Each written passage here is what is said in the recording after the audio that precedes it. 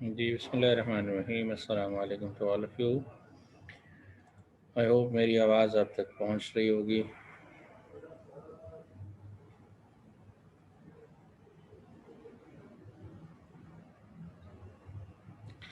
Budgeting हमारा syllabus का next topic है। इस पे कुछ इंट्रोडक्टरी जो डिस्कशन थी वो हमने लास्ट क्लास में की थी। आज इसको फर्दर प्रोसीड करेंगे। बजट किसी भी ऑर्गेनाइजेशन के प्लान को फोरकास्ट को कहा जाएगा, एस्टिमेट को कहा जाएगा, but that plan must be represented in quantifiable terms.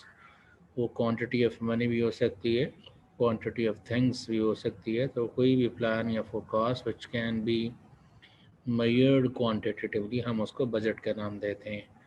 Organisation में बजट कैसे बनते हैं, अगर बिज़नेस ऑर्गेनाइजेशन का जिक्र करें या तो बजट्स किस तरीके से बनते हैं, स्टार्टिंग पॉइंट क्या होता है बजट्स का और कौन कौन से बजट्स बनते हैं, और thirdly कैसे वो बजट्स प्रिपेयर किए जाते हैं, और फोर्थली अल्टीमेटली उन बजट्स का ऑब्जेक्टिव अगर परफॉर्मेंस एवेल्यूएट करना है, परफॉर्मेंस को बेहतर बनाना है, कंट्रोल मैकेनिज्म डेवलप करना है, तो how those budgets will be going to help the organisation. ये सारी बातें आज हम कुछ डिस्कस करेंगे। मैं एक स्क्रीन आपके सामने शेयर कर रहा हूँ। आई होप स्क्रीन आपको नज़र आ रही होगी। ये कुछ फ्लो है बजटिंग का जो मैंने आपके सामने। जी सलमान साहब, फोरकास्ट बजट हो सकता है या नहीं, सवाल आपका ये है। अगर हो सकता है तो पहली बात, कोई भी प्लान, कोई भी फोरकास्ट, कोई भी जो आपका एस्टिमेट है वो बजट कहला सकता है। कब? जब उसको हम क्वांटिटेटिव टर्म्स में रिप्रेजेंट कर सके। So any plan, any estimate, any forecast which can be quantified, उसे हम बजट का नाम देते हैं। फोरकास्ट हमारी ये है कि आइंदा आने वाले पीरियड के अंदर बिजनेस का रेवेन्यू जो है वो 1 लाख रुपया होगा। तो this is a forecast, this is a forecast. तो ये फोरकास्ट हमने क्वांटिफाई कर लिया कि कितना होगा।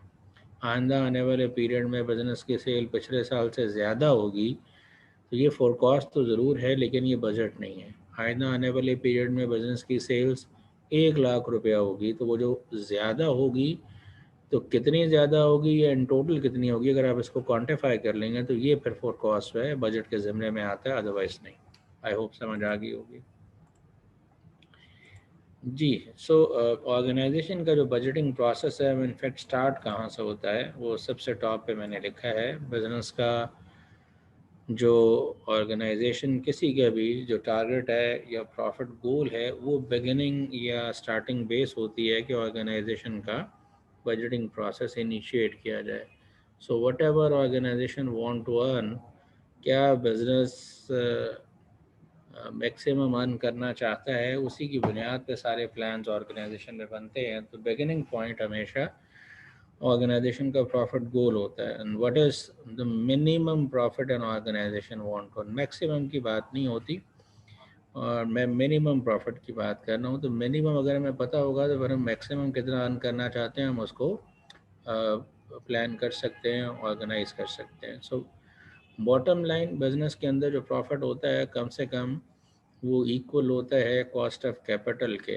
अगर आप रिप्रेजेंट कर सकें बिजनेस में जो पैसा इन्वेस्टेड है, अगर वो पैसा बिजनेस में इन्वेस्ट ना किया जाए तो that can be invested somewhere else. और कुछ नहीं तो आप बैंक में रख सकते हैं और बैंक से आप उस पर इंटरेस्ट अर्न कर सकते हैं। So whatever you can earn from the market while investing that money not in the business by but somewhere else, तो whatever return you can earn, उतना ही कम से कम आप इस बिज़नेस में पैसा इन्वेस्ट करके कमाना चाहेंगे। तो ये प्रॉफिट की बॉटम लाइन होती है। लेकिन ऑर्गेनाइजेशन बॉटम लाइन के साथ तो नहीं चलती। Organisation is willing to achieve profit target. अगर हम ये कहते हैं कि ऑर्गेनाइजेशन का टारगेट जो है वो प्रॉफिट को मैक्सिमाइज़ करना है, तो ये मैक्सिमाइज़ करने वाला जो प्रॉफिट है इसको हमें क्वांटिफाई करना पड़ेगा। तो हमारा बजट बनेगा, तो हमारा वो फोरकास्ट या प्लान जो है वो एग्जीक्यूटेबल होगा। मैक्सिमाइज़ करना है तो मैक्सिमाइज़ करने से मुराद क्या होगा, पहले इसको डिफ़ाइन करने की ज़रूरत है। सो दूसरे लफ्ज़ों में अगर आपने कहीं पे ये पढ़ा हो कि गोल सेटिंग की थेरीज़ होती हैं, तो गोल कैसे डिफ़ाइन किया जाता है, गोल के लिए आमतौर पे एक मेजर यूज़ किया जाता है जिसे आप स्मार्ट कहते हैं। गोल स्पेसिफिक होना चाहिए। सो गोल मेरा ये है कि प्रॉफिट मैक्सिमाइज करना है। तो मैक्सिमाइज करना is not specific term. Specific means कितना अमाउंट डिफाइन करें। तो गोल मस्ट बी स्पेसिफिक। स्मार्ट में पहला वर्ड ये एब्रीवेशन है, smart stands for SMART, S stands for specific. Second है जी गोल मेजरेबल होना चाहिए। ऐसा गोल जो मेजरेबल ना हो वो कोई गोल नहीं होता। स्पेसिफिक होना चाहिए, मेजरेबल होना चाहिए। ए स्टैंड्स फॉर अचीवेबल, अटेनेबल। ऐसा गोल होना चाहिए जो इम्पॉसिबल टू अचीव हो, तो जवाब नहीं है। गोल ऐसा होना चाहिए जो अचीवेबल हो। ऐसा गोल जो अचीव किया जा सकता है ऑर्गेनाइजेशन में, इम्पॉसिबल टू अचीव गोल्स को गोल नहीं कहा जाता।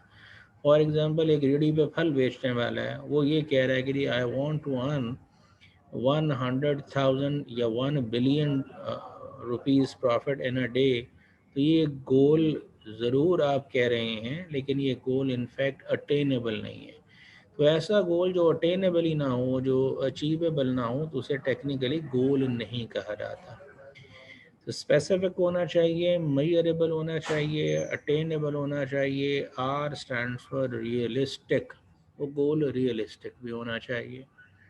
ये जो गोल अभी मैंने बोला है कि एक फ्रूट सेलर है जो रेडी पे फल बेच रहा है, तो आप ये कह रहे हैं कि उसका गोल जो है वो अगर 1 करोड़ रुपए प्रॉफिट कमाना है इन अ डे, तो शायद वो ना तो अटेनेबल है और ना ही शायद वो रियलिस्टिक है। तो गोल ऐसा होना चाहिए जो रियलिस्टिक हो, अटेनेबल हो, मेजरेबल हो। ठीक है जी। और इसके अलावा लास्ट में गोल होना चाहिए, T stands for time bound. Goal ऐसा होना चाहिए जो टाइम बाउंड हो। मैंने 1 करोड़ रुपए प्रॉफिट कमाना है, तो कब कमाना है, कब तक कमाना है, उसका पीरियड क्या है। क्या वो एक डे में कमाना है, एक मंथ में, 1 साल में, 10 साल में, 50 साल में, whatever the time period is there, that need to be defined clearly.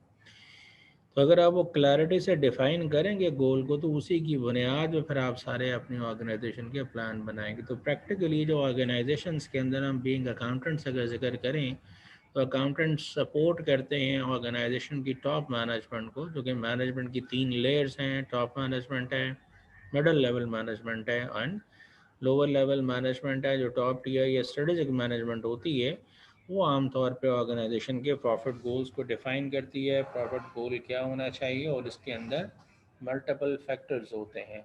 वो बॉटम लाइन नहीं डिफाइन किया जाता। बॉटम लाइन तो हमें पता है कि मिनिमम हमने उतना ज़रूर अर्न करना है, उतने फंड्स की कॉस्ट जो हम बियर कर रहे हैं, हमने उतना मिनिमम ज़रूर अर्न करना है, फाइन। लेकिन उतना अर्न कर लेने के बाद whatever we want to earn, एक टारगेट डिफाइन करेंगे, तो आप उसको अचीव करने के लिए एफर्ट करेंगे। तो वो जो आप टारगेट अपर लिमिट डिफाइन करते हैं, वो ऐसा होना चाहिए जो रियलिस्टिक हो, जो अचीवेबल हो, जो टाइम बाउंड हो। ये सारी चीज़ें डिफाइन करने की ज़रूरत है पहले।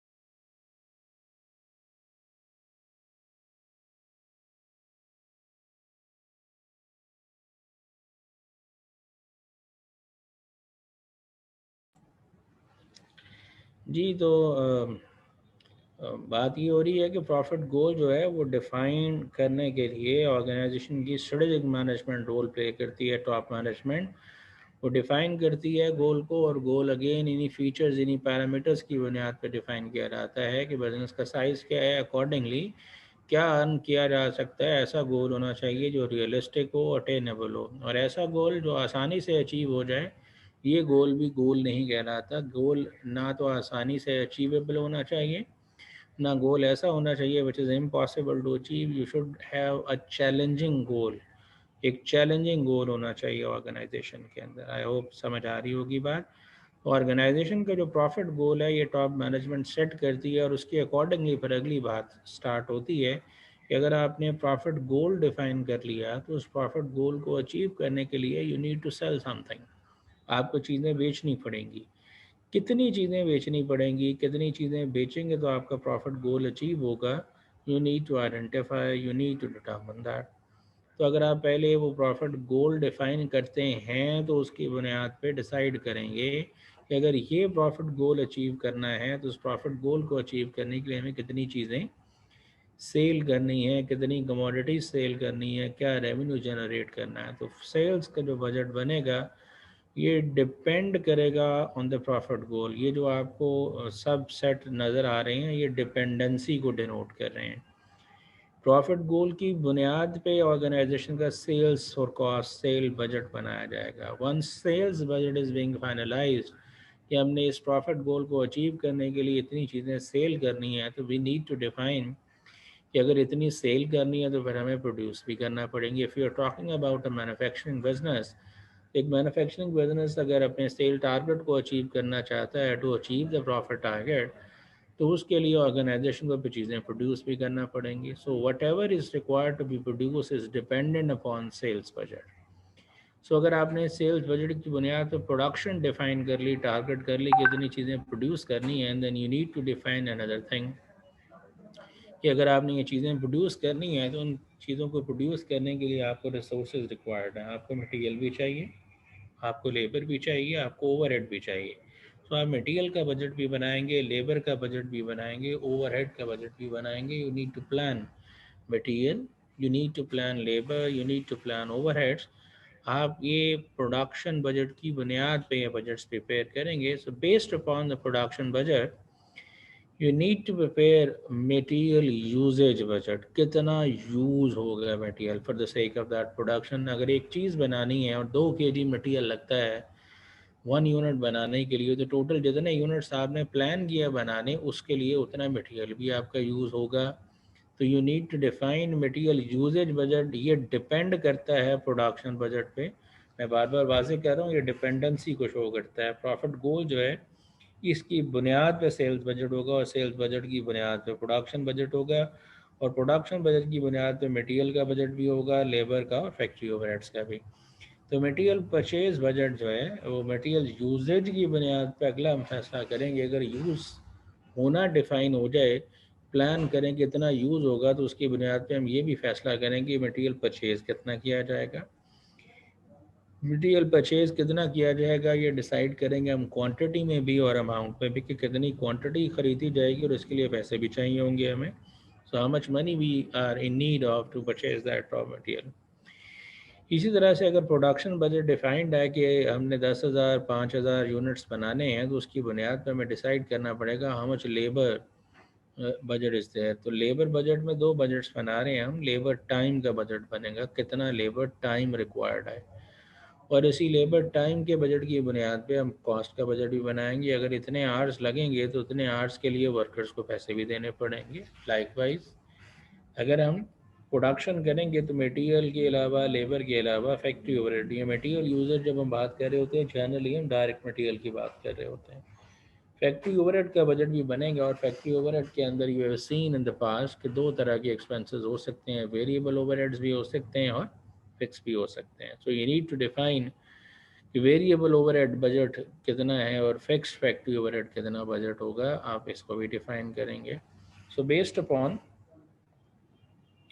जी जो बेस्ड अपॉन जो सेल्स है, इस सेल्स बजट की बुनियाद पे प्रोडक्शन बना था और इस सेल बजट की बुनियाद पे ही आप देखेंगे तो ये ऑपरेटिंग एक्सपेंसेस का बजट बनेगा। सेलिंग एक्सपेंसेस कितने होंगे और एडमिनिस्ट्रेटिव एक्सपेंसेस कितने होंगे, you need to plan them also. तो जब आप ये सारा प्लान कर लेते हैं तो आप budgeted profit and loss account भी बना सकते हैं। यानी सेल्स में से कॉस्ट ऑफ सेल्स वगैरह बजटेड माइनस करें, gross profit and operating expenses के जो बजटेड एक्सपेंसेस है वो माइनस करेंगे। You can come up with budgeted profit and loss account, and उसी तरह से फिर आगे बैलेंस शीट को भी प्रोडक्ट या बजट किया जा सकता है। अगर हम किसी ऑर्गेनाइजेशन में तमाम के तमाम ये बजट्स बनाएंगे, this is called as a master budget which includes all operational budgets, जिसमें तमाम के तमाम बिजनेस ऑपरेशंस को चलाने के लिए बजट शामिल हैं। तो ये मुख्तलिफ बजट्स हैं जो हमने बनाने हैं। हम ये बात जहन में नशीन कर लेंगे, जो प्रॉफिट गोल है ये इनफैक्ट टॉप मैनेजमेंट डिसाइड करती है, and based upon that profit goal sales का जो फोरकास्ट है, सेल्स का जो बजट है, वो भी ऑर्गेनाइजेशन की टॉप मैनेजमेंट डिसाइड करती है। लेकिन ये सेल्स का जो बजट या फोरकास्ट होता है, ये बेस करता है यूजुअली मार्केट सर्वेस पे भी। देखिए, एक प्रोडक्ट मार्केट में नई लॉन्च हुई है किसी भी कंपनी की, तो अगर मैं और आप नहीं जानते कि वो प्रोडक्ट कितनी बिकेगी, वो इस वजह से शायद हम उस कंपनी के साथ, उन प्रोडक्ट मार्केट के साथ इन टच नहीं है। बट अगर जनरली देखें, जैसे हमारे यहाँ कुछ मोबाइल फ़ोन मॉडल्स होते हैं, अभी वो कंपनी एडवर्टीज़मेंट दे रही है कि ये लॉन्च होने जा रहा है, तो अगर आप देखें कि जहाँ पे ये मार्केट्स होती हैं मोबाइल फ़ोन्स की डिफरेंट सिटीज़ में, अगर आप वहाँ से जो people who are doing that business, अगर आप उनसे इंक्वायर करें तो they can let us know कि क्या वो कामयाब होगा मॉडल या कामयाब नहीं होगा। ये वो कैसे बता सकते हैं? उसके पीछे जो फैक्टर कार फरमा है वो ये है कि they are having knowledge about the end user requirement. The people are going to use that mobile phone, उनके बारे में उनको नो हाउ है कि वो लोगों की रिक्वायरमेंट्स क्या है। So what ever model is being launched, अगर उनके फीचर्स के बारे में उनको पता हो तो वो ये बता सकते हैं कि it will be a success या ये कामयाब नहीं होगा। सो इसी तरह से हम मार्केट सर्वेज भी कंडक्ट करते हैं while defining a sales target. यानी हम जो मर्ज़ी कह लें कि 1 करोड़ का प्रॉफिट कमाना है और उसके लिए हमें 10 लाख यूनिट बेचने हैं, तो ये 10 लाख यूनिट बेचना हमारे इख्तियार में तो नहीं होगा, या 1 लाख यूनिट बेचना या 10,000 यूनिट बेचना हमारे इख्तियार में नहीं है। तो हम मार्केट सर्वे भी करेंगे। अगर हमारी सेल्स का जो एक्सपेक्टेशन है वो कम नज़र आ रही है और हम उस टारगेट को अचीव करना चाहते हैं, we need to spend on marketing advertisement expenses also. So हम सिर्फ और सिर्फ सेल्स का बजट साथ नहीं बना रहे, बल्कि शायद साथ हम सेलिंग एक्सपेंसेस का बजट भी बना रहे हैं, that how much expenses will be required to be incurred to achieve that level of sales। तो सेल्स का बजट भी बनेगा, और ये ऑर्गेनाइजेशन मार्केट सर्विस के ज़रिए भी बनाती हैं। ये ऑर्गेनाइजेशन इंटरनल जो हमारे सेल्स फोर्स है उनसे मशवरा लेके, उनसे गाइडेंस लेके भी बनाती है। But these both of these things are defined by the top level management. Later on तमाम के तमाम जो बजट्स हैं वो ऑपरेशनल लेवल के बजट्स हैं, वो लोग बनाते हैं, मैनेजमेंट उनको अप्रूव करती है, और देन अल्टीमेटली वो ऑर्गेनाइजेशन में इम्प्लीमेंट कर दिए जाते हैं। और ऑर्गेनाइजेशन में इम्प्लीमेंट करने के बाद अल्टीमेटली उसके नतीजे में आप प्लान बनाने के बाद इम्प्लीमेंट करते हैं, और फिर देखते हैं कि क्या वो प्लान्स, वो बजट्स को अचीव किया गया, परफॉर्मेंस टारगेट्स को अचीव किया गया या नहीं किया गया। सो अभी तक जितना मैंने इंट्रोडक्शन दिया है, अगर इस हवाले से किसी का कोई क्वेश्चन है तो may raise that question now. Otherwise मैं कुछ जो बजट प्रिपेयर कैसे होंगे उस पर बात करना शुरू करूँगा जी। If there is any question तो आप पूछ सकते हैं।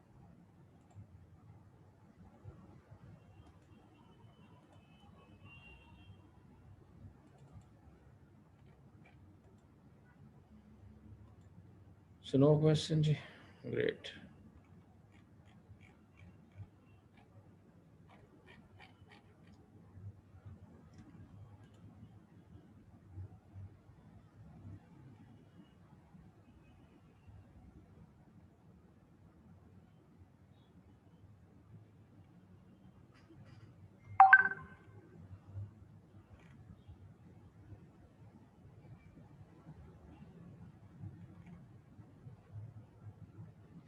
जी आई होप स्क्रीन आपको नज़र आ रही होगी। मैंने कुछ स्क्रीन जी, सलमान साहब आपका सवाल है capital expenditure budget is different from master.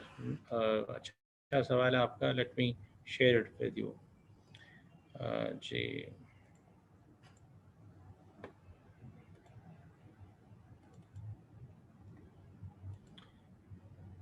Ji I hope नज़र आ रहा होगा। देखिए, जब हम ये जितने बजट्स हमने बनाए हैं, इन तमाम बजट्स की बुनियाद पे हम ये budgeted profit and loss account बनाते हैं। So if you want to prepare budgeted balance sheet, तो शायद हमें कुछ और बजट्स भी बनाने की ज़रूरत है, जिसमें एक कैश का बजट होता है जो हम पढ़ेंगे, ये हमारे सिलेबस का पार्ट है। ठीक है जी।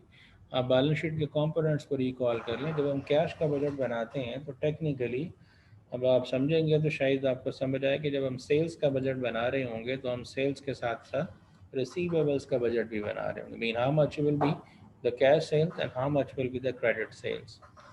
इसी तरह से जब आप प्रोडक्शन का बजट बना रहे होंगे, कितने प्रोड्यूस करने हैं, तो शायद हम इन्वेंट्री का बजट भी साथ बना रहे हों। वो बजट भी हमारे साथ बन रहा होगा। इसी तरह जब हम परचेज़ का बजट बना रहे होंगे तो हम पेएबल्स का बजट भी बना रहे होंगे।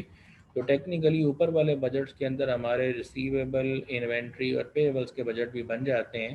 करंट एसेट्स और करंट लायबिलिटीज़ में एक एडिशनल बजट हमें बनाना पड़ेगा जिसे कैश बजट कहते हैं। इसके अलावा एक कैपिटल एक्सपेंडिचर बजट होता है, ये भी बनाया जाता है।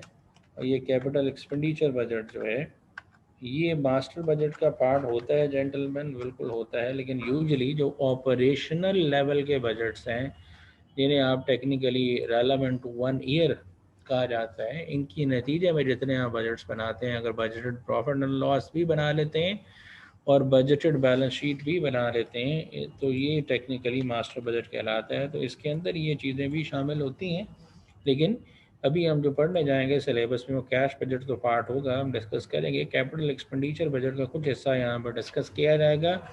ये कैपिटल बजटिंग के नाम से भी जाना जाता है, जिसको हम यहाँ पे थोड़ा डिस्कस करेंगे, जो हमारे सिलेबस का पार्ट है। जी कोई और सवाल है तो पूछ सकते हैं।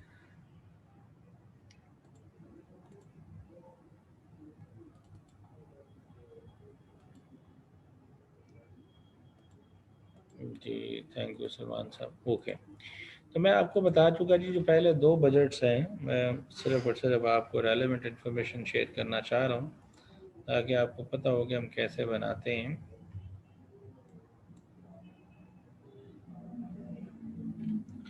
जी, जो ऑर्गेनाइजेशन के अंदर प्रोडक्शन बजट बनाया जाता है, इसकी डिपेंडेंसी मैंने वो ग्रामेटिकली भी आपको दिखा दी वर्ड डॉक्यूमेंट के अंदर के कौन सी चीज़ किस पे डिपेंडेंट है।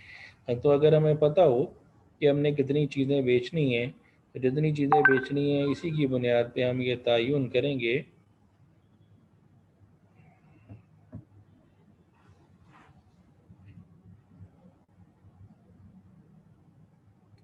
जी, तो हम जितनी भी ये करेंगे, बजट्स बनाएंगे, इनका इन्हिसार चूँकि हमने बोला कि ऑर्गेनाइजेशन के अंदर जितने भी सेल टारगेट होगा उसका इन्हिसार प्रॉफिट टारगेट पे है। तो प्रॉफिट टारगेट और सेल टारगेट्स जो होते हैं ये टॉप मैनेजमेंट डिसाइड करती है। तो वंस इट इज़ डिसाइडेड, तो जितनी हमने प्रोडक्शन करनी है उसके अनुसार इसी चीज़ पे कितनी सेल्स करनी है। तो ये फॉर्मली किस तरीके से बनाया जाता है, जितनी बजटेड सेल्स है, लेट्स सपोज हम 1 लाख यूनिट्स बना के बेचना चाहते हैं।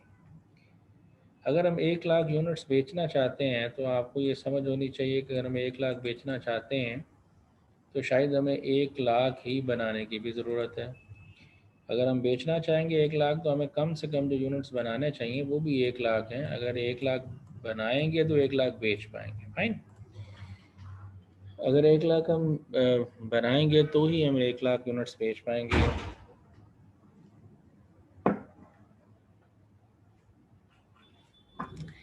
सो अगर 1 लाख यूनिट्स बनाएंगे तो ही हम 1 लाख यूनिट्स बेच पाएंगे, सब्जेक्ट टू, तो हम दूसरे लफ्ज़ों में ये कह सकते हैं जो हमारी मिनिमम प्रोडक्शन है, कम से कम हमें कितनी चीज़ें बनानी चाहिए जितनी हम बेचना चाहते हैं। बट व्हाट इफ़ अगर हम साल के एंड पे अपने आप को सेफ रखने के लिए कुछ ना कुछ इन्वेंट्री मेंटेन करना चाहते हैं कि अगर ये तो डिमांड है हमारी 1 लाख यूनिट्स की, एक्सपेक्टेड है, हो सकता है इससे ज़्यादा सेल हो जाए, हो सकता है इससे कम सेल हो जाए। So for the sake of cushion, for the sake of safety, शायद हम कुछ एक्स्ट्रा यूनिट बनाना चाहते हैं, इन्वेंट्री में रखना चाहते हैं। हम फर्ज कर रहे हैं कि 20,000 यूनिट्स हम बनाना चाहते हैं। तो 1 लाख हमें सेल करने के लिए बनाने हैं और 20,000 बचाने के लिए बनाने हैं। तो हम करेंगे क्या, जो हमारी बजटेड सेल्स है ये भी हमें बनानी पड़ेगी, जो 20,000 बचाने हैं हमने वो भी बनाने पड़ेंगे। तो हमें 1,20,000 यूनिट्स बनाने हैं। अगर बिज़नेस का पहला साल है, हमारे पास कुछ नहीं पड़ा हुआ ओपनिंग में, तो हमारे पास 1,20,000 यूनिट्स ही हमें बनाने पड़ेंगे। लेकिन अगर इदारा ऑलरेडी इन प्रोग्रेस है, चल रहा है, तो हो सकता है लास्ट पीरियड के एंड पे इदारे के पास कुछ चीज़ें बची पड़ी हों। तो हम अज्यूम करते हैं कि इदारे के पास स्टार्ट पे पिछले पीरियड के एंड पे 10,000 यूनिट्स बचे थे, जो इस पीरियड की बिगिनिंग इन्वेंट्री है। तो हमें कितने यूनिट्स बनाने चाहिए, 1 लाख हमारे पास मौजूद हमें सेल करने के लिए बनाने हैं, 20,000 हमें बचाने के लिए, सेफ्टी के लिए बनाने हैं। तो 1,20,000 टोटल बनाने हैं। But what ever is with us already, हम वो इसमें से माइनस कर देते हैं तो हमें इतने यूनिट्स बनाने पड़ेंगे। बात समझ आई होगी अगर?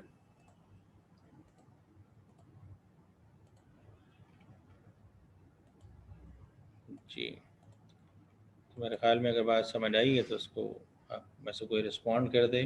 सो प्रोडक्शन बजट बनेगा based upon the budgeted sales, और जितनी सेल्स बजटेड हैं, ये हम क्वांटिटी की बात करें, अमाउंट की बात नहीं कर रहे। मेक इट श्योर हम ये सारी की सारी चीज़ें क्वांटिटेटिव टर्म्स में कैलकुलेट कर रहे हैं कि क्वांटिटी कितनी होगी।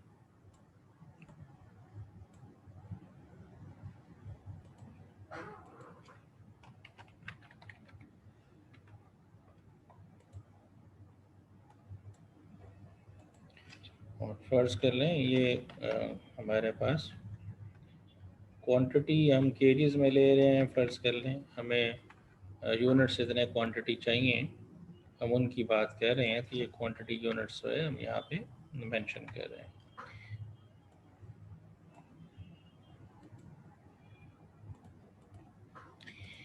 जी, तो हम 1 लाख यूनिट्स बेचना चाहते हैं। 1 लाख यूनिट्स के अलावा हमारे पास 20,000 यूनिट्स इन्वेंट्री में होने चाहिए for the sake of safety. तो 1,20,000 हमें टोटल बनाने चाहिए।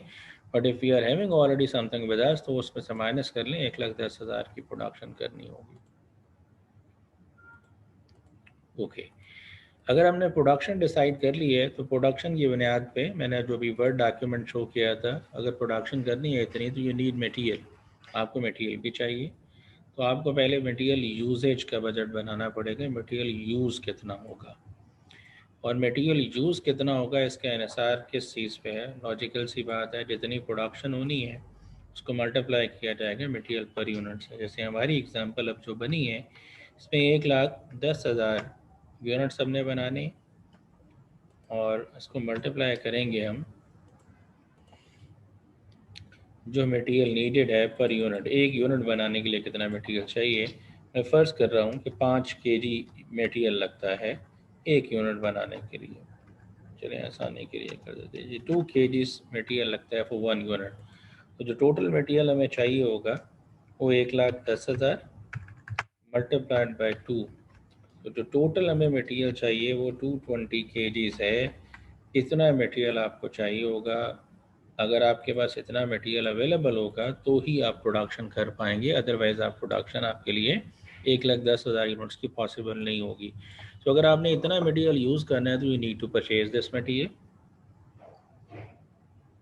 तो जो परचेज़ करना है मटेरियल, उसका इन्हिसार इसी चीज़ पे है कि आपने कितना यूज़ करना है। तो ये आपके सामने मटेरियल परचेज़ का बजट नज़र आ रहा है। हम कितना परचेज़ करेंगे इसका इन्हिसार जो होगा वो बजटेड मटेरियल यूजेज पे होगा। जितना मटेरियल यूज़ होना है, इसे हम रिक्वायरमेंट भी कहते हैं, जितना मटेरियल रिक्वायर्ड है। तो हमारी एग्जांपल के मुताबिक 220,000 केजीज मटेरियल रिक्वायर्ड है।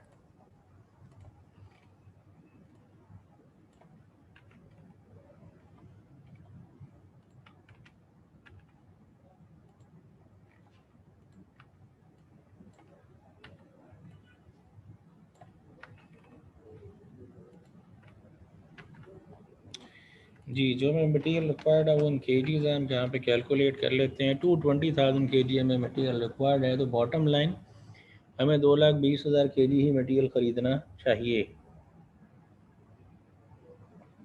अगर हम 2,20,000 केजी मटेरियल ख़रीदेंगे तो ही जाके हमारी प्रोडक्शन पॉसिबल होगी। लेकिन जो 2,20,000 केजी हम मटेरियल बाय करते हैं, इसमें से कुछ मटेरियल ख़राब भी हो सकता है, वेस्टेज भी हो सकता है, डैमेज भी हो सकता है।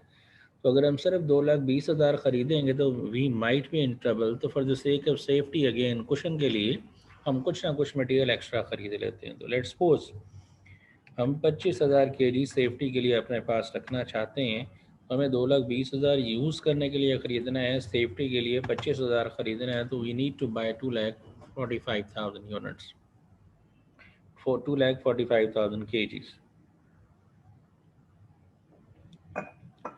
अगर इतना हमने मटेरियल यूज़ करना है, इतना एंडिंग इन्वेंट्री में रखना है, और बिगिनिंग इन्वेंट्री फ़र्ज़ कर लें हमारे पास ज़ीरो है, हमारे पास कुछ भी नहीं बचा हुआ एंड पे, सॉरी बिगिनिंग में, तो इसका मतलब अब हमें जो बाय करना चाहिए वो ये 2,45,000 ही बाय करना चाहिए।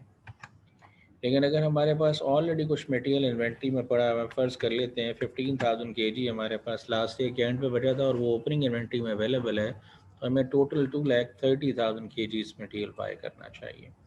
सो ये है मटेरियल परचेज बजट, और ये हमने इन क्वांटिटी कैलकुलेट किया और how much quantity we are needed to purchase. I hope समझ आ रहा होगा। मटेरियल परचेज बजट अगर क्वांटिटी में निकाला है तो मटेरियल परचेज बजट ये क्वांटिटी में है, इसको हम अमाउंट में भी कैलकुलेट कर सकते हैं।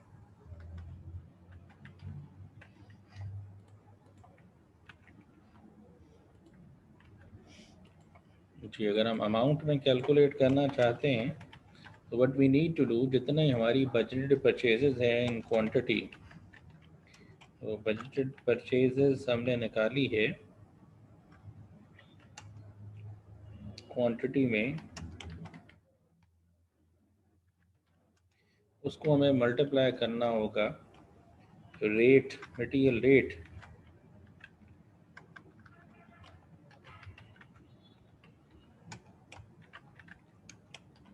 पर केजी, जितना पर केजी रेट है उससे हम मल्टीप्लाई कर लेते हैं। फॉर एग्जांपल हम ये कहते हैं कि 2,30,000 जैसे हमने कैलकुलेट किया, हमें मटेरियल बाय करना है और ये मटेरियल बाय करना है हमने, इसको हम मल्टीप्लाई करेंगे जितना हमारा मटेरियल रेट पर केजी है, और हम फर्ज कर लेते हैं कि ₹10 जो है पर केजी हमारा रेट है। हमें पैसे चाहिए होंगे, कितने चाहिए होंगे वो हम कैलकुलेट कर सकते हैं। 2,30,000 मल्टीप्लाई बाय 10, तो 23 लाख रुपया आपको चाहिए होगा टू परचेज दिस मटेरियल। तो ये जो पैसे हैं अगर आपके पास होंगे तो जाके आप ये परचेज कर सकते हैं, अदरवाइज़ आप परचेज नहीं कर सकेंगे। तो ये अमाउंट निकाली है हमने, बजट कितना पैसों में रिक्वायर्ड है, आपको कितने पैसे चाहिए, because if you not having this much money तो आपको पैसे अरेंज करने की ज़रूरत है। क्योंकि अगर इतने पैसे आपके pass through out the year available ना हुए तो आप इतना मटेरियल बाय नहीं कर सकेंगे। अगर इतना बाय नहीं कर सकेंगे तो ये यूजेज को पूरा नहीं करेगा, यूजेज को पूरा नहीं करेगा तो प्रोडक्शन पॉसिबल नहीं होगी, और अगर प्रोडक्शन पॉसिबल ना होगी उतनी तो सेल्स उतनी नहीं होगी, और अगर सेल्स उतनी ना होगी तो आप प्रॉफिट टारगेट या गोल को अचीव नहीं कर सकेंगे। सो अगेन ये दोबारा सेल्स बजट की बुनियाद पे पहले हमने प्रोडक्शन बजट बनाया। प्रोडक्शन के लिए हमें मटेरियल यूज़ करना है, तो मटेरियल यूज़ करना कितना है वो बनाया, यूज़ कितना करना है उसकी बुनियाद पे हमने मटेरियल परचेज़ का बजट बनाया, क्वांटिटी में और अमाउंट में भी बनाया। अब बारी है लेबर की, और अगर हम लेबर प्रोडक्शन करना चाहते हैं तो हमें पहले लेबर टाइम का बजट बनाना है। एनएसआर इसका बजटेड प्रोडक्शन पे है, जैसे हमारी एग्जांपल में मौजूद है कि 1,10,000 यूनिट्स हमने बनाने हैं, और इन 1,10,000 यूनिट्स को बनाने के लिए हमें कितना टाइम चाहिए लेबर का एक यूनिट बनाने के लिए, उससे हम मल्टीप्लाई करेंगे। हम अज्यूम करते हैं कि 2 आवर्स लगते हैं एक यूनिट बनाने के लिए, तो हाउ मच आवर्स, चलें थोड़ा सा 2.5 आवर्स लगते हैं एक यूनिट बनाने के लिए। तो हमें टोटल कितने आवर्स रिक्वायर्ड हैं, 1,10,000 multiplied by 2.5, 2,75,000 hours are needed to produce the things. इतनी चीज़ें बनाने के लिए हमें इतने घंटे रिक्वायर्ड होंगे। जी मानूर, आपने हैंड रेस किया है, आप पूछें अपना सवाल। जी आप अपना क्वेश्चन पूछें। सर वो गलती से हो गया था, मैं कोई क्वेश्चन नहीं अभी।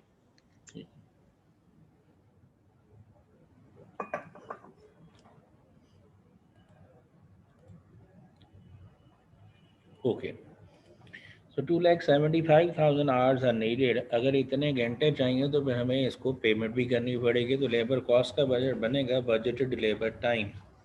तो जितने आवर्स आपने कैलकुलेट किए हैं 2,75,000 जो आवर्स हैं, इनको आप मल्टीप्लाई करेंगे लेबर रेट पर आवर से, जितना रेट पे करना है। और अगर फ़र्ज़ कर लें हमने लेबर को ₹5 देने हैं पर आवर, जितने आपने पेमेंट करनी है लेबर को उससे हम मल्टीप्लाई करेंगे हमारे पास अमाउंट निकल आएगी 2,75,000 आवर्स चाहिए मल्टीप्लाइड बाय 5।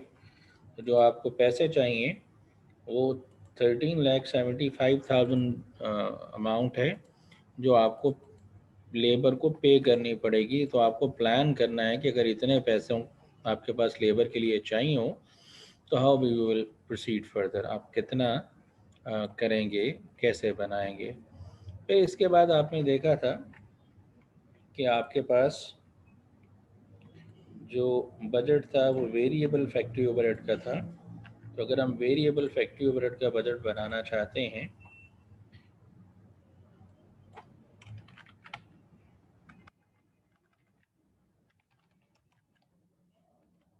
ये, अगर आप वेरिएबल फैक्ट्री ओवरहेड का बजट बनाना चाहते हैं, जी जहाज़ेब आप सवाल कर लें अपना। जहाज़ेब, अस्सलाम वालेकुम सर।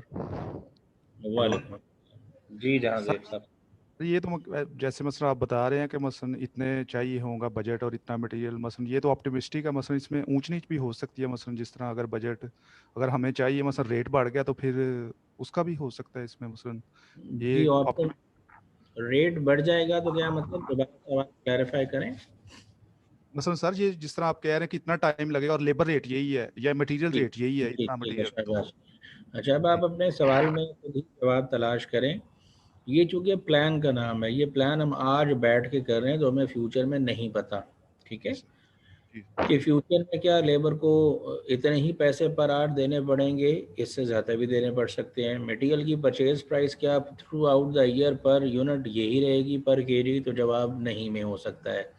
अभी एज्यूम ये किया जा रहा है कि सेम रहेगा, बट व्हाट इफ अगर हमें पता होगा ये चेंज होगा, यानी जनवरी के महीने में इतना होगा, फरवरी में, मार्च में एंड सो ऑन, तो फिर हम उसको भी अकाउंट फॉर करेंगे।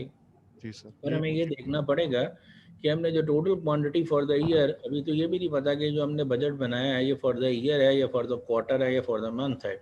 लेट्स सपोज अगर ये फॉर द ईयर है तो जितनी टोटल चीज़ें आपने प्रोड्यूस करनी है, क्या सारी की सारी साल के पहले दिन प्रोड्यूस कर लेनी है, तो जवाब नहीं में होगा। फिर हमें इस प्लान को, जो कि एनुअल प्लान है, इसको क्वार्टरली प्लान में भी डिवाइड करना पड़ेगा और क्वार्टरली प्लान को भी मंथ्स में डिवाइड करना पड़ेगा, और शायद अगर आप समझे तो जो मंथली प्लान होगा उसको वीकली प्लान्स के अंदर भी डिवाइड करना पड़ेगा, फिर वीकली को भी शायद डेली प्लान्स में डिवाइड करना पड़ेगा। बिकॉज अगर आप इस तरह से बाइफरकेट करेंगे हर प्लान को तो you will be able to know कि क्या आप डेली टारगेट्स मीट करेंगे तो वीकली टारगेट मीट होगा, वीकली टारगेट मीट होगा तो मंथली टारगेट मीट होगा, मंथली मीट होगा तो शायद एनुअल टारगेट मीट हो। तो इसीलिए इनको डिवाइड कर लिया जाता है। फाइन, अभी जो मैंने परचेज प्राइस आपके सामने रखी है या लेबर को जो रेट रखा है, ये अज्यूम किया गया है कि through out the period same रहना है।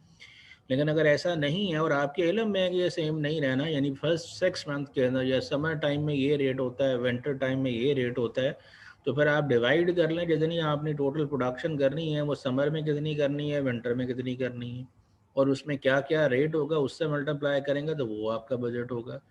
तो आपके सवाल में ही जवाब है इनफैक्ट कि हम रेट अगर इलम में हो हमारे कि एक्सपेक्टेड रेट एक नहीं बल्कि एक से ज़्यादा है तो हम उसको अकॉर्डिंगली उसी तरह से लेंगे। अभी जैसे हमने बात की है कि मटेरियल इतना चाहिए होगा, जितना चाहिए होगा उसी की बुनियाद पे हमने फैसला किया कि इसको ख़रीदना है। ये तो एक मटेरियल है, एक से ज़्यादा मटेरियल भी हो सकते हैं। अगर एक से ज़्यादा मटेरियल होंगे तो प्लान, तरीक़ाकार कैलकुलेशन का यही रहेगा। हम इसी बुनियाद पे कैलकुलेट करेंगे। मल्टीपल मटेरियल है तो मल्टीपल अमाउंट्स प्राइसेस की भी हो सकती हैं, और फिर एक ही मटेरियल एक महीने में एक रेट पे, अगले महीने में अगले रेट पे मिलेगा। तो अगर हम मंथ वाइज प्लान बना रहे होंगे तो हर महीने के जो परचेज बजट बनेगा अमाउंट में, उसको हम रेलेवेंट रेट से मल्टीप्लाई करके कैलकुलेट करेंगे। आई होप समझ आई होगी बात। जी सर। जी जहाज़ेब, आपको समझ आई है तो रिस्पॉन्ड कर दें। जी सर। जी जी, thank you, thank you sir. जी वेलकम। जी नबीला, आप एक क्वेश्चन कर लें। अस्सलाम वालेकुम सर। हेलो। जी वालेकुम अस्सलाम, आप अपना सवाल करें। सर मैंने सिर्फ ये पूछना था, जो बजटेड सेल्स हैं they decided by the top management keeping the profit in mind. जी, keeping the profit in mind, not only profit but there are certain other factors जिनको अकाउंट फॉर करके मैनेजमेंट प्लान बनाती है, forecast करती है। से मैंने ये बताया कि जो प्रॉफिट गोल होता है या प्रॉफिट टारगेट होता है उसके अंदर कुछ फीचर्स हमने तयन की, जैसे हमने स्पेसिफिक कहा, मेजरेबल कहा, अटेनेबल कहा, रियलिस्टिक कहा, टाइम बाउंड कहा। तो अगर वो गोल रियलिस्टिक नहीं होगा तो हमारे सारे गोल आगे वाले भी ख़राब होंगे। सो फाइन, अगर हम कोई गोल डिफाइन करते हैं कि 1 लाख रुपए का हमारा प्रॉफिट है, तो ये 1 लाख का प्रॉफिट जनरेट करने के लिए we need to sell something. हमें कितनी चीज़ें बेचने चाहिए, इसका प्लान करना पड़ेगा टॉप मैनेजमेंट को। और यूजुअली अगर हम इन्वॉल्व करते हैं, या आगे चल के हम डिस्कस करेंगे, बजटिंग के प्रोसेस के अंदर एक कॉन्सेप्ट होता है पार्टिसिपेटिव बजटिंग। पार्टिसिपेटिव बजटिंग से मुराद ये है कि मैं असल में ये बजट बना के सिर्फ बजट बनाने नहीं है, बल्कि इनको इम्प्लीमेंट करना, और इसी की बुनियाद पे हमने अपने वर्कर्स की परफॉर्मेंस भी इवेल्युएट करनी है। यानी अगर हमने एक सेल्स का बजट बनाया है तो उसकी बुनियाद पे हम सेल टीम की परफॉर्मेंस को इवेल्युएट करेंगे। हमने उनको टारगेट दिया, भाई आपने 10,000 यूनिट बेचने हैं, तो अगर वो 10,000 1 लाख यूनिट्स बेचने का उनका टारगेट है और अगर वो नहीं बेच पाते तो are consider to be inefficient. हम उनसे जवाब तलबी करेंगे कि why they are not selling that much quantity जितनी हमें रिक्वायर्ड है to generate the target profit. So चूँकि हमने इनको इम्प्लीमेंट करना है उन्हीं लोगों पे, अगर हम उन्हीं लोगों से राय ले लें, पार्टिसिपेट करें बजट बनाने के लिए, उनको भी शामिल करें साथ, उनको पूछें, बताएं कि कितने यूनिट सेल करने का बजट होना चाहिए। सो इफ़ आई नो कि मेरी परफॉर्मेंस इसी बुनियाद पे असेस होनी है, तो मैं जानबूझ के बजट टारगेट थोड़ा सा लो रखूँगा, जिसको मैं आसानी से अचीव कर सकूँ और बाद में क्लेम कर सकूँ this is all due to my effort. तो इसीलिए बजटिंग के प्रोसेस के अंदर पार्टिसिपेटिव बजटिंग कहीं जगहों पे एक मतलब वैल्यू एडेड एडवांटेज के तौर पे कंसिडर होती है और कहीं जगहों पे ये नेगेटिव कंसिडर होती है। तो आम तौर पे जब ये प्रॉफिट गोल वगैरह तयन किए जा रहे होते हैं या sales for cost sales budget बनाया जा रहा होता है, तो इसमें आमतौर पर टॉप मैनेजमेंट पार्टिसिपेट करती है। और टॉप मैनेजमेंट खुद से घर बैठे हुए, ऑफिस में बैठे हुए डिसाइड नहीं करती, बल्कि उसके पीछे सर्टन फैक्टर्स कार फरमाएं। देखिए, मैं जानता हूँ बिंग कंपनी ओनर या टॉप मैनेजमेंट पर्सोनल की कंपनी का मार्केट में शेयर कितना है। जो लोअर लेवल के लोग हैं, प्रोडक्शन करने वाले, मटेरियल यूज़ करने वाले, शायद उनके इलम में नहीं है, लेकिन मेरा मार्केट में शेयर कितना है और कंपैटिटर भी वो चीज़ें बना के बेच रहे हैं, तो how much is market share, my market share, अगर मुझे इलम होगा तो मैं अकॉर्डिंगली उस बुनियाद पर डिसाइड कर सकूँगा। फिर सेकेंडली, कुछ ऐसी इन्फॉर्मेशन है जो मार्केट में प्रिवेल कर रही है। विंग टॉप मैनेजमेंट, मुझे सेल्स फोर्स ने जो बता दिया कि इतने एक्सपेक्टेड यूनिट्स हैं बिक जाएंगे, उनकी बुनियाद पे अपना सेल टारगेट तयन नहीं करना, बल्कि वो फैक्टर्स भी देखने हैं जो मार्केट में प्रिवेल कर रहे हैं। फॉर एग्जांपल, अगर आपके इलम में हो, ड्यू टू दिस कोविड, ये बहुत सारे जो प्रोडक्शन कंसर्न्स हैं, ये दुनिया के अंदर बहुत सारी इंडस्ट्री जो है उनको मतलब लॉकडाउन हुआ तो बंद होगी इंडस्ट्री। अब वो इंडस्ट्री बंद हो गई है, फॉर एग्जांपल जैसे पाकिस्तान के अंदर बहुत सारी चीज़ें चाइना से इंपोर्ट हो रही थी, अगर वो चाइना से इंपोर्ट नहीं हो पा रही, तो जो लोकल मार्केट में चीज़ें मौजूद हैं या लोकल मैन्युफैक्चर की चीज़ें हैं, उनकी थोड़ी सी डिमांड बढ़ जाएगी, बढ़ गई है या बढ़ जाएगी। इस सारे फैक्टर्स को देखते हुए जो टॉप मैनेजमेंट है वो डिसाइड करेगी कि हमारा प्रॉफिट टारगेट की बुनियाद पे सेल्स का जो टारगेट है या गोल है वो क्या होना चाहिए। सो टॉप मैनेजमेंट ही डिसाइड करेगी, लेकिन वो बहुत सारे फैक्टर्स को अकाउंट फॉर करके डिसाइड करेगी। हम चूँकि अकाउंटेंट के रोल के अंदर बात कर रहे हैं, तो अगर अकाउंटेंट के रोल में हमें बताया, बनाने को कहा जाए कि प्रोडक्शन का फोरकास्ट बनाएं एंड सो ऑन, तो ये सारे फोरकास्ट जो हमने बनाने हैं, इनके लिए जो स्टार्टिंग पॉइंट होगा हमारे लिए वो सेल्स फोरकास्ट होगा, सेल्स बजट होगा। और यूजुअली अगर हम ये प्रैक्टिस क्वेश्चंस वगैरह की बात करें, इन प्रैक्टिस क्वेश्चंस वगैरह के अंदर यू विल सी कि आपको सेल्स का फोरकास्ट दिया गया है और आप इससे ऑनवर्ड आगे वाली चीज़ें खुद कैलकुलेट कर रहे हैं। मैनेजमेंट कैसे डिसाइड करती है, इसके पीछे जितने फैक्टर्स हो सकते हैं कुछ मैंने शेयर किए, और इसकी लाइट में मैनेजमेंट फिर अपना सेल्स फोरकास्ट बनाती है। I hope it's clear now. Yes, sir. Thank you so much. Okay जी, so I was sharing it with you कि जब हम लेबर का बजट बना रहे थे तो फिर हमारे पास फैक्ट्री ओवरहेड का बजट है और फिर वेरिएबल फैक्ट्री ओवरहेड का बजट बनेगा। जब फैक्ट्री ओवरहेड रेट की बात करते हैं तो आप इफ़ यू रिमेंबर, तो फैक्ट्री ओवरहेड का रेट जो होता है वो आप मुख्तलिफ बेसिस पे कैलकुलेट करते हैं इफ़ यू रिमेंबर। तो जो फैक्ट्री ओवरहेड रेट्स होते हैं या तो वो बेस्ड अपॉन लेबर आवर्स होते हैं या वो मशीन आवर्स की बुनियाद पे रेट बनता है। ठीक है जी, ये बेसिस जो हैं एफओएच रेट की मैं बेसिस की बात कर रहा हूँ। जो बेसिस होती हैं या ये लेबर आवर्स वाली बेस होती है या मशीन आवर्स वाली बेस होती है। In certain cases number of units भी होती है।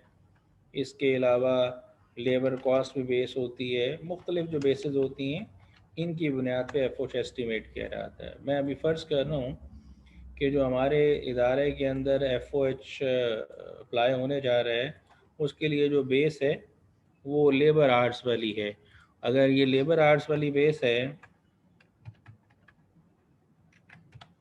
अगर ये लेबर आवर वाली बेस है तो इसका मतलब जो रेट होगा हमारा वो पर डायरेक्ट लेबर आवर होगा। अगर पर डायरेक्ट लेबर आवर रेट है हमारे पास तो जो हम वेरिएबल ओवरहेड का बजट बनाना चाहेंगे तो बजटेड लेबर टाइम या बजटेड लेबर आवर्स जितने लेबर आवर्स होंगे उसको हम मल्टीप्लाई करेंगे लेबर जो वेरिएबल एफओएच रेट है उससे मल्टीप्लाई करेंगे जो पर आवर होगा।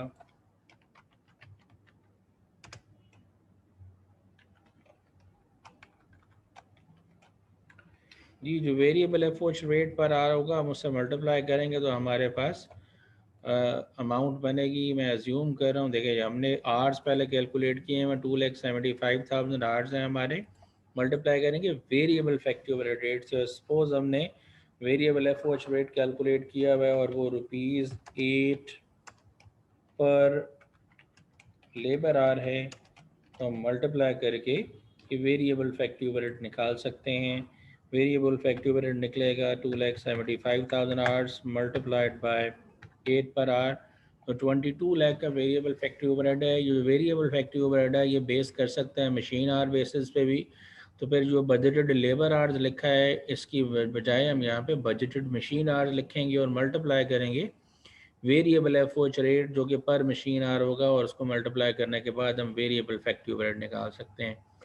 फिक्स फैक्ट्री ओवरहेड के बारे में आपने सुना पड़ा कि वो कांस्टेंट रहता है with in a relevant range. तो अगर हमें पता है कि हमारी प्रोडक्शन कितनी है, अगर वो रेलेवेंट रेंज से बियॉन्ड नहीं है तो जितनी ज़ीरो लेवल ऑफ प्रोडक्शन पे हमारा फिक्स फैक्ट्री ओवरहेड है उतना ही हमारे इस लेवल ऑफ प्रोडक्शन पे भी फिक्स फैक्ट्री ओवरहेड होगा और उसको अकॉर्डिंगली हम आगे लेके चलेंगे। इसी तरह से सेलिंग एक्सपेंसेस का बजट बनता है और सेलिंग एक्सपेंसेस में भी कुछ वेरिएबल हो सकते हैं और कुछ फिक्स हो सकते हैं। जैसे हम सेल्समैन को कमीशन देते हैं तो उसकी डिपेंडेंसी सेल्स पे है। तो जितनी चीज़ें हैं जितने यूनिट्स हम सेल करने जाएंगे हम उसी की बुनियाद पे एस्टिमेटेड जो सेलिंग एक्सपेंसेस हैं वेरिएबल वाले भी और फिक्स वाले भी कैलकुलेट करेंगे एंड सो ऑन। तो ये बेसिक कैलकुलेशन यही है जिसकी बुनियाद पे हम ये सारे बजट बना रहे हैं। मैं एक क्वेश्चन आपके सामने शेयर कर देता हूँ बिफोर दैट अगर कोई जहन में क्यूरी है और आप पूछना चाहते हैं तो आप पूछ लें।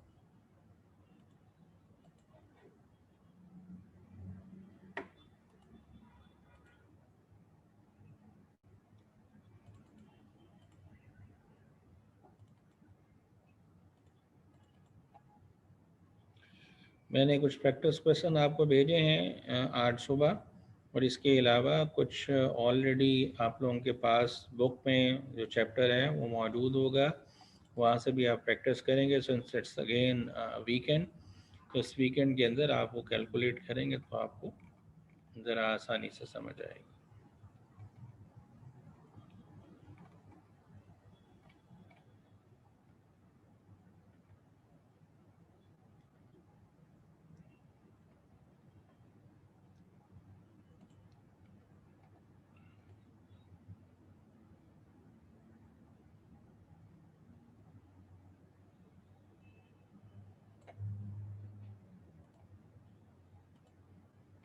जी अगर स्क्रीन नज़र आ रही है मैं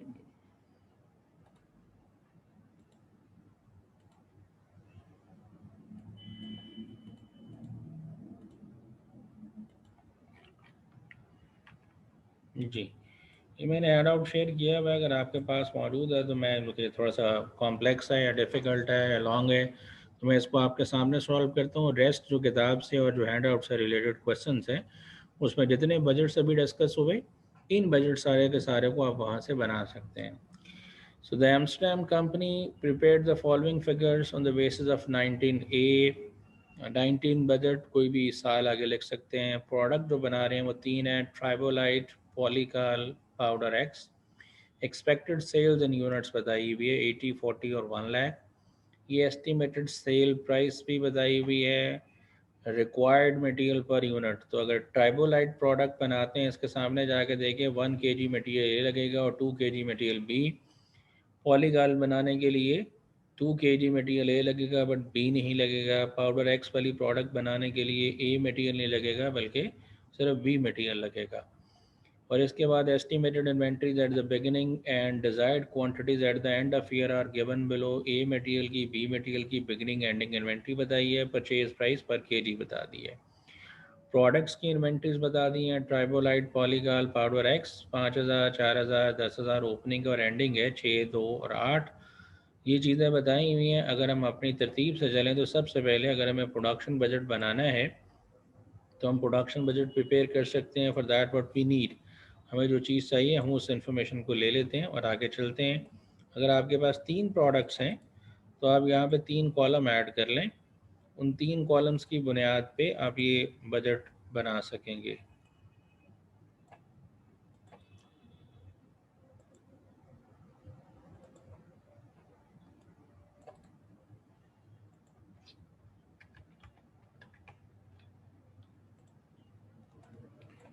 जी 3 प्रोडक्ट्स हैं, मैं उनके नाम यहाँ पे मेंशन कर लेता हूँ. चलो मैं एब्रीवेशन लिखता हूँ. ट्राइबोलाइट पॉलीकाल प्रोडक्ट का नाम है और एक्स पाउडर एक्स है तो मैं उसको एक्स लिख देता हूँ. अब इन तीनों के जितने जितने यूनिट्स हमारे पास अवेलेबल हैं हम उसी हिसाब से इसको लेके चलते हैं.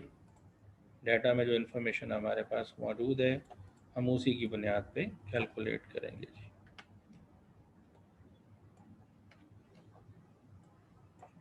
जी तो हम देख लेते हैं जी. हमारे पास इन तीनों प्रोडक्ट की सेल बताई हुई है. मैं यहाँ से देख के लिख लेता हूँ. एक्सपेक्टेड सेल है 80,000 यूनिट्स और 40,000 यूनिट्स और 100,000 units. Sorry. And then beginning और एंडिंग इन्वेंट्रीज बताई हुई है. पहले एंडिंग इन्वेंट्रीज हमें रिक्वायर्ड है एज़ पर तरीका का जो हमारा है. हमें डिजायर्ड एंडिंग इन्वेंट्रीज में ऐड करनी है. 6,000, 2,000 और 8,000 यूनिट्स हैं तो यहाँ पे मेंशन कर लेते हैं. 6,000, 2,000 एंड 8,000. जी 6, 2 और 8 और ओपनिंग इन्वेंट्री में 5,000, 4,000 और 10,000 यूनिट्स हैं. तो 5,000, 4,000 और 10,000 अगर यूनिट्स माइनस कर लेते हैं तो हमारे पास ये प्रोडक्ट्स बन गई. बजटेड प्रोडक्शन बन गई. तीनों प्रोडक्ट्स के हमें कितने कितने यूनिट्स बनाने हैं ये हमें मिल गए. आई होप समझ आई होगी. मतलब एक से ज़्यादा प्रोडक्ट्स हों तो भी तरीकाकार वही है. सर हमने कॉलमनर फॉर्मेट में अपने लिए आसानी पैदा की और ये चीज़ कैलकुलेट कर ली. अगर हमें ये पता लग गया कि हमने मटेरियल प्रोडक्शन करनी है तो प्रोडक्शन कितनी करनी है इसकी बुनियाद पे हमें मटेरियल यूजेज बजट बनाना पड़ेगा. फाइन. और अगर हमारे पास 2 मटेरियल्स हैं तो दोनों मटेरियल्स के लिए अलग-अलग बनाएंगे. एक ए मटेरियल है और एक बी मटेरियल है. दोनों मटेरियल के लिए तरीकाकार तो वही होगा. अब ए मटेरियल जो है उसके लिए आपका ए मटेरियल जो है उसके लिए आपको जितने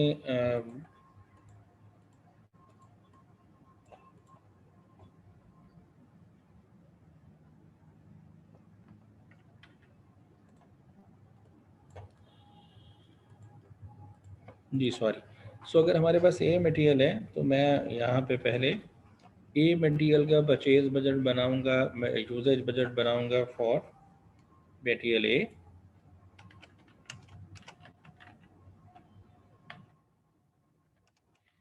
तो फिर बात करेंगे मटेरियल बी की. सो अगर हमने मटेरियल ए बनाना है, मटेरियल ए यूज़ करना है तो हमारे पास 3 प्रोडक्ट्स हैं. तीनों प्रोडक्ट्स के लिए मटेरियल चाहिए होगा. प्रोडक्ट के नाम पर लिख लेते हैं जी. टी प्रोडक्ट है P प्रोडक्ट है, X प्रोडक्ट है। इन तीनों के लिए हमें मटेरियल चाहिए और तीनों की जितनी जितनी प्रोडक्शन है पहले वो हम लिख लेते हैं। तीनों की प्रोडक्शन हमारे सामने है, हमने ये देखी है 81,000 जी, फिर 38,000, फिर 98,000। अगर हमने इतने इतने यूनिट्स बनाने हैं तो इतने यूनिट्स बनाने के लिए हमें मटेरियल भी चाहिए होगा और ए चाहिए होगा। सो हम पहले ए मटेरियल की बात कर रहे हैं। ये ए वाला कॉलम देखना है यहाँ पे, और इसके सामने रॉ में देखते हैं ट्राइबोलाइट के लिए 1 kg चाहिए, पॉलीकाल के लिए 2 kg चाहिए, पाउडर एक्स के लिए नहीं चाहिए। सो हम मल्टीप्लाई करेंगे, ट्राइबोलाइट के लिए हमें 1 kg रिक्वायर्ड है, तो मल्टीप्लाई करेंगे हम 1 kg के साथ। और जो दूसरी वाली प्रोडक्ट है इसके लिए हमें 2 kg चाहिए, और तीसरे वाली प्रोडक्ट के लिए नहीं चाहिए, यहाँ पे मेंशन करने की ज़रूरत नहीं है, लेकिन मैंने अपनी आसानी के लिए यहाँ पे लिख दिया। अगर ज़ीरो भी है तो चलें, कोई बात नहीं। अगर अब हम कैलकुलेट करना चाहें तो हमें पता लग सकता है हमें मटेरियल कितना चाहिए। 81,000 kgs मल्टीप्लाइड बाय 81,000 kgs हमें मटेरियल रिक्वायर्ड है ए फॉर टी प्रोडक्ट। और फिर 38,000 यूनिट्स बनाने हैं, 2 kg लगता है, तो 76,000 kgs हमें चाहिए। यहाँ पे ज़ीरो चाहिए, तो अगर हम टोटल कर लें तो हमें पता लग जाएगा कि हमें टोटल मटेरियल कितना रिक्वायर्ड है। सारी चीज़ें बनाने के लिए जो मटेरियल ए हमें रिक्वायर्ड है वो 157,000 kgs है इन टोटल। ये हमें एज अ होल जो मटेरियल चाहिए हम उसकी बात कर रहे हैं जी। तो ये टोटल मटेरियल हमें चाहिए, total requirement, total usage a material का, वो बात समझ आई होगी जी। अगर ये ए के लिए हमने कैलकुलेशन की है तो इसी तरह की कैलकुलेशन अब हम बी के लिए भी परफॉर्म करेंगे, यानी बी मटेरियल भी हमें चाहिए। तो अगर हमें बी मटेरियल भी चाहिए तो हम वो सारी कैलकुलेशन यहाँ पे परफॉर्म करते हैं।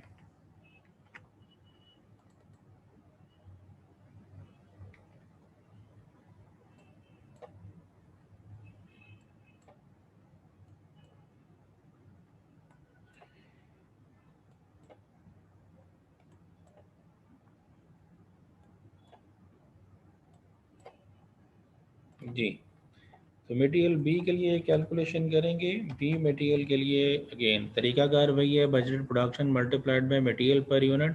प्रोडक्शन तो तीनों मटेरियल की यही है, हम ज़रा सवाल में देख लेते हैं कि बी मटेरियल हमें कितना चाहिए। सो टी प्रोडक्ट बनाने के लिए 2 kg चाहिए, पी के लिए कुछ भी नहीं, और लास्ट वाली प्रोडक्ट के लिए 1 kg रिक्वायर्ड है। तो यहाँ पे मेंशन करेंगे 2 kg, यहाँ पे ज़ीरो है और यहाँ पे 1 kg रिक्वायर्ड है। हम कैलकुलेट कर सकते हैं हमें कितना मटेरियल चाहिए। सो 81,000 मल्टीप्लाइड बाय 2, यहाँ पे ज़ीरो है और यहाँ पे 98,000 मल्टीप्लाइड बाय 1 kg। तो जो हमें मटेरियल टोटल रिक्वायर्ड है वो 260,000 kgs है। सो वंस वी डिसाइडेड हमें मटेरियल कितना चाहिए तो हम उसकी बुनियाद पे परचेज़ बजट का फ़ैसला कर सकते हैं। अगर हमने परचेज़ बजट बनाना है तो कितने मटेरियल्स हैं हमारे पास, हम उसी हिसाब से चलेंगे। एक हमारे पास मटेरियल ए है और एक मटेरियल बी है। सो हम पहले मटेरियल ए की यूजेज की बात करते हैं। मटेरियल ए का यूजेज हमने निकाला 157,000 और मटेरियल बी का यूजेज 260,000। 157,000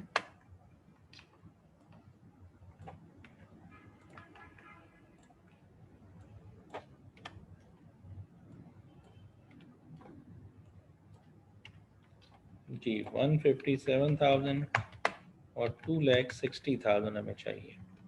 ये यूजेज होना है, इसमें ऐड करेंगे हम डिज़ायर्ड एंडिंग इन्वेंट्री। क्वेश्चन में देख लें आपको इन दोनों मटेरियल्स के बारे में बताया हुआ है। क्लोजिंग यूनिट्स हैं 12,000 और 15,000, ये हम इसमें ऐड कर देंगे 12,000 एंड 15,000। और ओपनिंग यूनिट्स भी हमारे पास अवेलेबल हैं, दोनों के 10,000 और 12,000 को माइनस कर देंगे तो हमें पता लग जाएगा कि हमें जी 10,000 और 12,000, सो हमें इतना मटेरियल रिक्वायर्ड होगा। अगर हम यही बजट बनाना चाहते हैं अमाउंट में ये सारी कैलकुलेशन पहले आपको ए के लिए करनी पड़ेगी। जी, कितनी आपने क्वांटिटी बाय करनी है आपने अभी कैलकुलेट किया 1,59,000 और जी यहाँ पे मेंशन था कि मटेरियल परचेज प्राइस पर किलोग्राम मटेरियल ए की 0.20 है, मटेरियल बी की 0.10 है। सो मटेरियल ए के लिए मल्टीप्लाई करेंगे इसको आप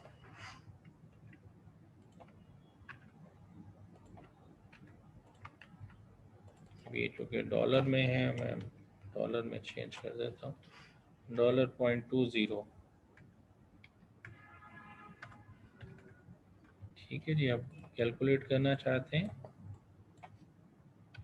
तो 159,000 मल्टीप्लाइड बाय 0.20 मल्टीप्लाई करेंगे तो हमें जो अमाउंट चाहिए वो $38,100 हैं। ये ए के लिए है। देन बात करेंगे अब मटेरियल बी के लिए। आप मटेरियल बी के लिए अगर कैलकुलेट करना चाहते हैं तो देखिए मटेरियल बी आपको कितना रिक्वायर्ड है, तो आपने परचेज़ करना है क्वांटिटी में, वो आपने निकाला है 263,000। सो 263,000 और मटेरियल बी की जो प्राइस है वो 0.10 बताई गई थी, 0.10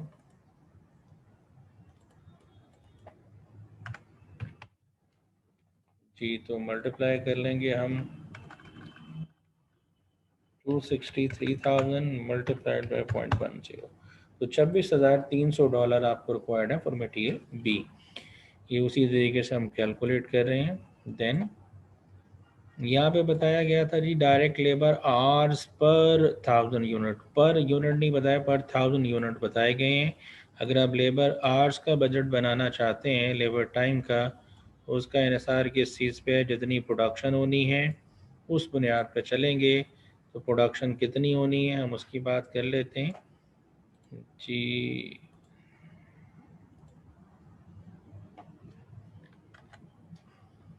जी, अब आपने 3 प्रोडक्ट्स बनानी है अगेन, तो तीनों प्रोडक्ट्स के लिए आपको लेबर का टाइम भी चाहिए। टी प्रोडक्ट बनानी है,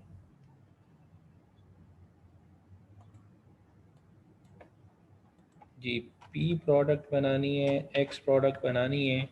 तीनों की जो बजटेड प्रोडक्शन है वो आपने ऑलरेडी कैलकुलेट की हुई, 81, 38 और 98। 81,000, 38,000, 98,000। अब आपको ये जो आर्स बताए हैं मैं इसको मल्टीप्लाई करना है आपने, मल्टीप्लाई करना है आपने जितने आर्स रिक्वायर्ड है फॉर 1 यूनिट। लेकिन आपको 1 यूनिट के आर्स नहीं बताए हुए बल्कि 1000 यूनिट्स के आर बताए हैं, तो आप उसको खुद कन्वर्ट कर सकते हैं 1 यूनिट में। तरीकाकार क्या होगा, आप उसको डिवाइड कर सकते हैं।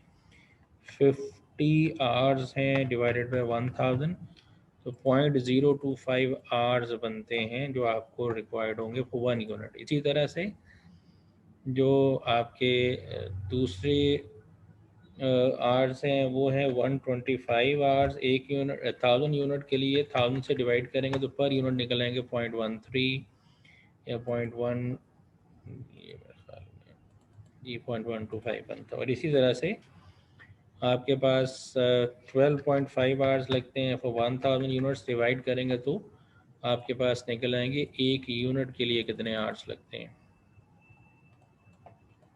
तो वंस यू कैलकुलेटेड दैट, तो आप इसको मल्टीप्लाई करके टोटल आवर्स निकाल सकते हैं। सो 81,000 मल्टीप्लाइड बाय तो 4050 एंड सो ऑन, ये आवर्स लगते हैं।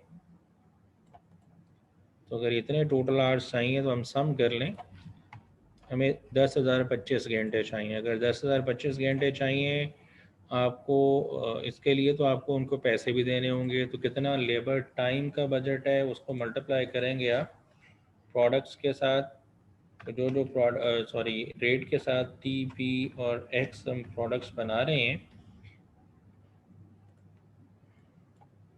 बजटेड लेबर टाइम हमारे पास मौजूद है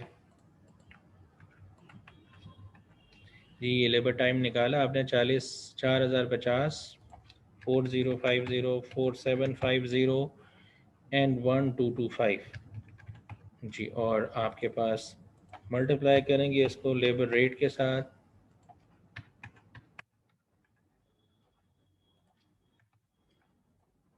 जी तो लेबर रेट जो आपको बताया गया वो ये लिखा हुआ है, the direct labour cost is budgeted at $8 per labour our.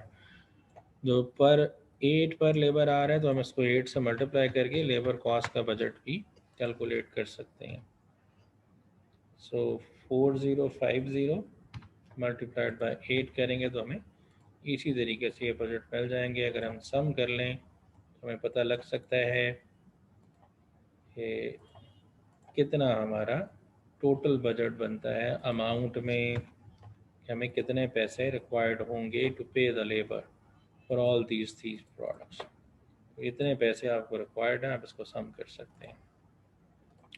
इसी तरह से वेरिएबल फैक्ट्री ओवरहेड का बजट है बजटेड लेबर आवर्स, तो वो आप कैलकुलेट कर चुके हैं। यहाँ पर देख लेते हैं, variable FOH rate is $6 per hour और fix factory overhead is estimated to be fixed at 40,000। तो वो 40,000 फिक्स है, उसके लिए हमें कोई अलग कैलकुलेशन करने की ज़रूरत नहीं है, वो खुद से बता दिए। सिर्फ वेरिएबल एफओएच का बजट बनाना है आपने। अगर वेरिएबल एफओएच का बजट बनाना है तो हम जी ये कैलकुलेट कर सकते हैं। तरीक़ाकार हमारे सामने मौजूद है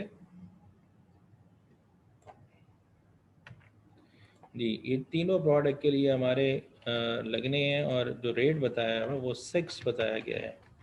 अगर आप कर लेंगे तो 60,150 आपका बजट है वेरिएबल एफओएच का। अगर टोटल एफओएच का बजट बनाना है तो वेरिएबल एफओएच का बजट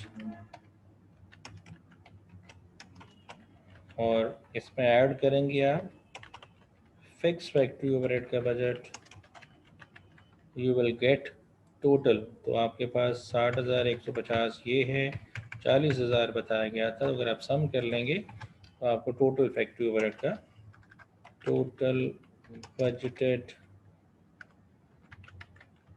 फैक्ट्री ओवरहेड आप ये भी कैलकुलेट कर सकते हैं। आई होप यहाँ तक समझ आया होगा। अगर कोई इशू है, कोई कन्फ्यूजन है तो आप पूछ सकते हैं। तो ये जितने बजट अभी डिस्कस हुए थे मैंने एक क्वेश्चन के जरिए आपके सामने शेयर किए हैं। ये क्वेश्चन जो था it was already shared with you जी थ्रू व्हाट्सएप ग्रुप। मैंने उससे एक क्वेश्चन शेयर किया हुआ था। अगर कोई इशू है, कोई ज़हन में सवाल है, आप पूछना चाहते हैं तो यू मे आस्क।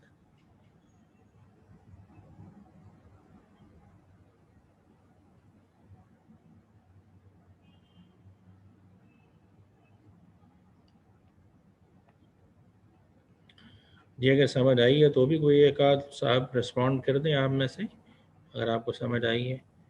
सो ये जितने अभी आपके सामने डिस्कस हुए हैं बजट से रिलेटेड, ये सारी चीज़ें नवान साहब थैंक यू जी। अब्दुल सबूर आपका भी शुक्रिया, आपने रिस्पॉन्ड किया। अब चलें, अब आपके कोर्ट में बॉल है। we need to in fact practice all these things which we have discussed so far. इसमें कैश बजट नामी चीज़ है which we will discuss in the coming days in the next week. अभी आपकी book में से जितने practice questions exist करते हैं आप उनको सॉल्व करें। हैंड आउट आपको 2 शेयर किए गए हैं, इनको प्रैक्टिस करें। If you feel any problem, any Curie, तो हम इंशाल्लाह इसको नेक्स्ट क्लास में आपसे डिस्कस करेंगे। तो मैं कोई और चीज़ ऐसा सच नहीं है आज के दिन के लिए, क्योंकि फ्लो था वो मैंने कंप्लीट कर दिया। तो अगर आप लोग इसको सॉल्व कर लेंगे तो ये ज़्यादा बेहतर हो जाएगा। साथ साथ में अगर आप प्रैक्टिस कर लेंगे तो you will be in a better position. Whatever concepts have been share with you, अगर आप उसको साथ प्रैक्टिस करेंगे तो you will be in a better position. जी मैं जो अभी सॉल्व किया है ये भी ग्रुप में शेयर कर रहा हूँ।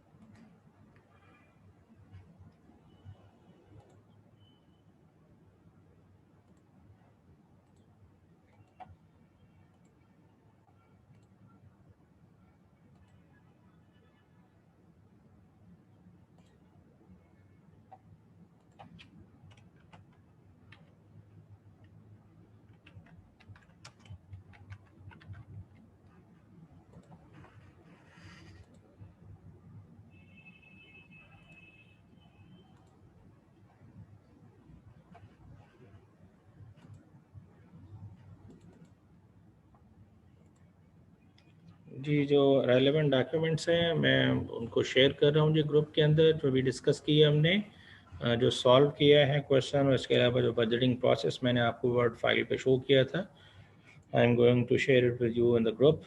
तो अगर अभी कोई सवाल है आपके जहन में, you want to ask, you may ask, आप पूछ सकते हैं।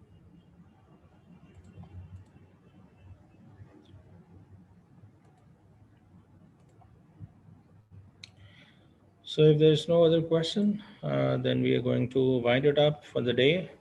तो हम इंशाल्लाह नेक्स्ट क्लास में ज़िंदगी रही अगर तो इंशाल्लाह फिर मुलाकात होगी आपसे। आप इस चैप्टर को किताब से पहले फर्स्टली थ्योरेटिकली रीड आउट करें, if you feel any problem तो उसको नोट डाउन करें, उसको नेक्स्ट क्लास में डिस्कस करेंगे। और secondly practice questions from the book for all those budgets which we have discussed today. There may be some other budgets जो questions में मौजूद हों but we have not yet discussed, उसको हम इंशाल्लाह नेक्स्ट वीक में डिस्कस करेंगे। In the light of that उनसे रिलेटेड जो क्वेश्चंस हैं उनको फिर आपको असाइन किया जाएगा, आप उसको फिर सॉल्व करिएगा। Thank you very much, that's all for the day. जी, एक राजा सदाम साहब ने, do we need to keep in mind certain contingencies while preparing budgets like covid etcetera. Gentleman, obviously जो बजट हमने अभी बनाए हैं तो सारे नॉर्मल सर्कमस्टांसेस के अंदर हैं, so the things will be adjusted accordingly. जैसे मैं अभी वो सेल्स बजट वाली बात बता रहा था, सेल्स बजट वाली जो बात मैंने बताई कि जो सेल्स का बजट है वो सिर्फ और सिर्फ दफ्तरों में बैठ के नहीं बनाया जाएगा, उसमें बहुत सारे फैक्टर्स कार फरमा होंगे जो प्रैक्टिकली हमें देखने पड़ेंगे और उनके अकॉर्डिंगली हम अपने बजट्स को अमेंड करेंगे। सो अगर हमने एक प्रोडक्शन प्लान बनाया था लास्ट ईयर के हम 10,000 यूनिट्स बनाएंगे और हमारे पास फ़र्ज़ कर लें ऑर्डर्स भी एग्जिस्ट करते थे, लेकिन गवर्नमेंट के लॉकडाउन अनाउंस करने के बाद we were unable to open the factory, तो जो हमारे प्रोडक्शन ऑर्डर्स थे अगर वो लेट हो रहे हैं और हमें क्लाइंट्स मांग रहे हैं, हम चीज़ें भेज सकते हैं, तो हमें अपने रिमेनिंग पीरियड के बजट को एडजस्ट करना पड़ेगा। अगर पर मंथ अगर हम पहले 10,000 यूनिट्स बनाते तो शायद अब हमें 15,000 बना के उन काम को पूरा करना पड़े, ये फैक्टर भी होगा। तो रेवेन्यू इफ़ेक्ट हो सकता है, कॉस्ट इफ़ेक्ट हो सकती है, प्रोडक्शन इफ़ेक्ट हो सकती है, लेबर का टाइम या लेबर आवर्स भी इफ़ेक्ट हो सकते हैं। अब इमेजिन करें due to this unemployment, due to this covid, जो लेबर रेट्स हैं वो काफ़ी गिर गए, कम पैसों पे भी लोग काम करने पे तैयार हैं बिकॉज दे वर अनएम्प्लॉयड। तो ये सारे फैक्टर्स हैं जो स्पेशल सर्कमस्टांसेस हैं ड्यू टू एनी रीज़न, जो कॉन्टेजेंसीज राइज होती हैं जब बजट्स बनाए जाते हैं। तो हमेशा इसलिए बजट जो हम ये डिस्कस कर रहे हैं, this is a budget for the foreseeable future, यानी फॉर 1 ईयर, एक साल का ऑपरेटिंग बजट हम इसको कह रहे हैं, ऑपरेशनल पीरियड के लिए बनाया जा रहा है। और आम तौर पे शॉर्ट टर्म पीरियड भी इसीलिए कहा जाता है इसको बिकॉज इसमें हम जो फ्यूचर एक्सपेक्टेशंस होती हैं उनको ऑब्जर्व कर सकते हैं। But there are certain things जो अनऑब्जर्वेबल थी, जो आज नहीं पता थी, लेकिन ऑल ऑफ अ सडन वो चीज़ें अराइज हो गई। जैसे कल आपने देखा टर्की में एक जलजला आ गया, so that was not planned, that was not expected, वो कुछ भी नहीं पता था, बस अगर आया तो उसके नतीजे में बहुत सारी चीज़ें हर्ट हुई हैं।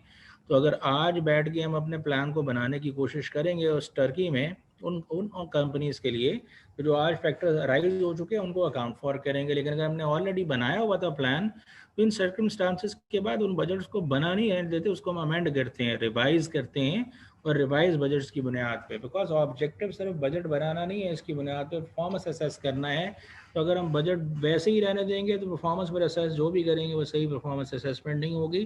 तो फॉर दैट सेक हमें बजट्स को अमेंड करना पड़ेगा। सदाम साहब, I hope this is clear now.